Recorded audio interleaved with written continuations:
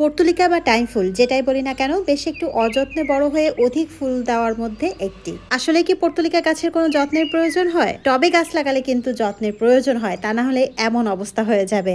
আর যদি সরাসরি মাটিতে লাগানো হয় তাহলে কোনো যত্নের প্রয়োজন হয় না, সে নিজ দায়িত্বে অধিক ফুল দেয় এবং অনেক জায়গা জুড়ে বিস্তার হয়। কিন্তু টবে লাগালে যদি যত্ন করা না হয় তখন অযত্নে এমন বিভিন্ন ধরনের পোকা হতে পারে, আর সেই পোকা আপনার বাগানের অন্যান্য গাছেও খুব সহজে ছড়িয়ে পড়তে পারে। আমার পর্তুলিকা গাছে যখন ছত্রাক বা মিলিবাগ পোকা হয় তখন আমি যেটা করি সেটাই আপনাদের সঙ্গে আজকে শেয়ার করছি। সত্যি কথা বলতে আমি এখন গাছের প্রপার টেক কেয়ার করার সেই সময়টা পাচ্ছি না আগে যেমনটা করতাম। একদম ডালের যে অংশে পোকা নেই সেই অংশটাই কেটে আমি আরেকটা টবে রিপোর্ট করে দিচ্ছি। উপর থেকে যে মোটা ডাল ওইটা কেটে নিচ থেকে কয়েকটা পাতা ফেলে তারপর হচ্ছে এই কাটিংগুলো আমি আবারও লাগিয়ে দিচ্ছি।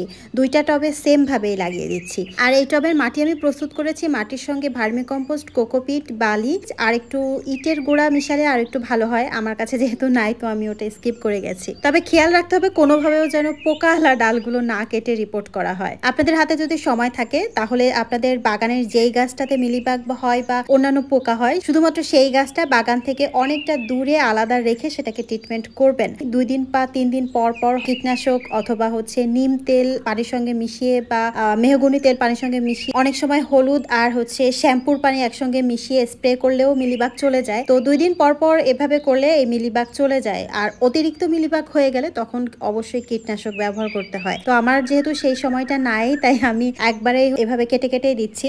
আর গাছ লাগানোর একদম প্রথম থেকে 15 দিন পর পর অথবা মাসে একবার যদি আপনি নিম তেল পানির সঙ্গে মিশিয়ে স্প্রে করে দেন আপনার পুরা বাগানের সবগুলো গাছে, তাহলে এই যে মিলিবাগ বা ছত্রাকনাশক এইগুলো হচ্ছে হয় না। তো আমি দুইটা টব থেকে মাটিটা ছাড়িয়ে এই যে পোকা সহ যে গাছ আর ডাল আমি সম্পূর্ণই একটা পলিথিনে করে একদম ডাস্টবিনে ফেলে দিব, যেন আমার বাগানের আশেপাশেও না থাকে, না হলে এখান থেকে আবারও ছড়াতে পারে। আর এই টবের মাটিগুলো আমি রেখে দেবো, কারণ এই মাটির সঙ্গে আবারও আমি সার মিক্স করে অন্যান্য গাছও লাগাতে পারবো। শীতের সময় আমার একটা জবা গাছে পুরাটাই একেবারে কালো কালো ছোট ছোট পোকাতে ভর্তি হয়ে গেছিল, একদম প্রত্যেকটা পাতা। তো সেই গাছটার আমি পুরা ডাল সম্পূর্ণ কেটে একদম একটা লম্বা ডাল যেটা থাকে মাঝখানে ওটাই রেখে দিয়েছিলাম। তো এই যে অনেকদিন পর চারপাশ থেকে অনেকগুলো ডাল নতুন হয়েছে, আর প্রত্যেকটা ডালে অনেকগুলো করে জবা ফুলের কড়ি হয়েছে।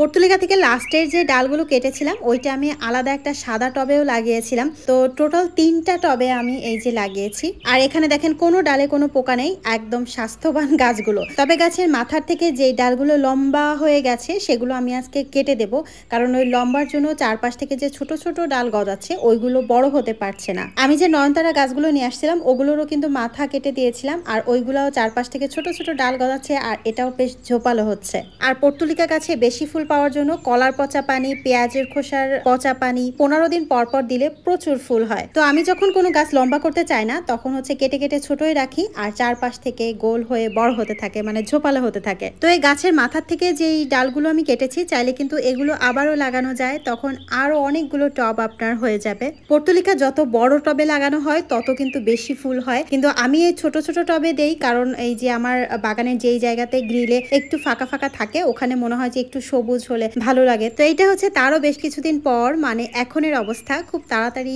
করি আসবে আর অনেকগুলো ফুল ফুটবে। আর এই পাতার মাথাতে এত সুন্দর লাগছে, মনে হচ্ছে পাতার ছোট ছোট গোলাপ ফুল, তাই না? খুব দারুণ লাগছে। তো এই 3টা টবে যখন ফুল আসবে তখন আপনাদের সাথে ইনশাল্লাহ শেয়ার করব। তো আপনারা এভাবে যত্ন করতে পারেন আমি যেভাবে করি। যদি আপনার বারান্দায় বেশি জায়গা থাকে চেষ্টা করবেন একটু বড় টবে দিতে, তাহলে বারবার এই ঝামেলাটা করা লাগে না। তো ঠিক আছে, সবাই ভালো থাকেন, সুস্থ থাকেন, আল্লাহ হাফেজ।